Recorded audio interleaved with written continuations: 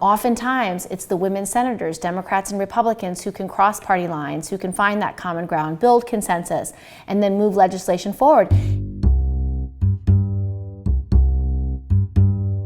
I was drawn into politics when I was a little girl, so there was no real aha moment here. It happened a long time ago, and it was really with my grandmother, who loved politics. And she was a woman well ahead of her time who 75 years ago recognized that women didn't have much of a voice in government or politics. And so I learned really at her knee how important women's voices are, how important grassroots activism is, how important what you do with your time is. And so I had a great love and admiration for public service and grassroots activism. We only have 20 women in the Senate. We need 50 or 51.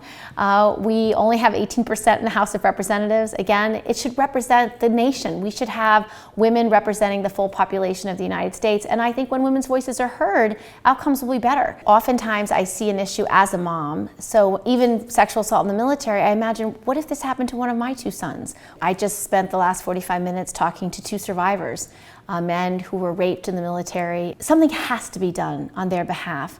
That makes me not only passionate, but determined to make sure they can be heard. And so it's all about making sure everyday people have a voice here in Washington. What I feel my job is not only to listen, but then to find the solution and reach out across the aisle, work on common ground, and build support from there. What I found to be interesting among my female colleagues is that they actually are quite good at building consensus and finding the areas that we agree. And we actually spend time with each other. We try to get to know each other outside of work. We have quarterly dinners so we can get to know each other as people, as daughters, as wives, as mothers. And it helps because I want my colleagues to be successful, whether they're Democrats or Republicans. I want to be able to legislate with them and find things that we have in common and actually solve problems.